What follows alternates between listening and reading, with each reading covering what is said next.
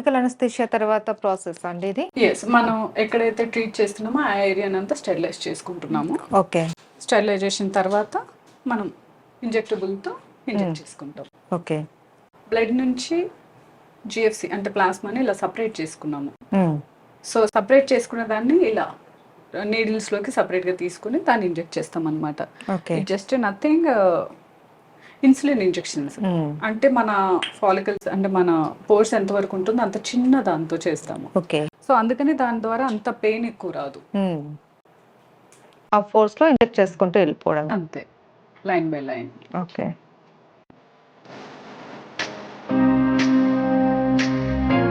కొద్ది గ్యాప్ చేయాలా? Almost 1 mm అట్లా. ఓకే.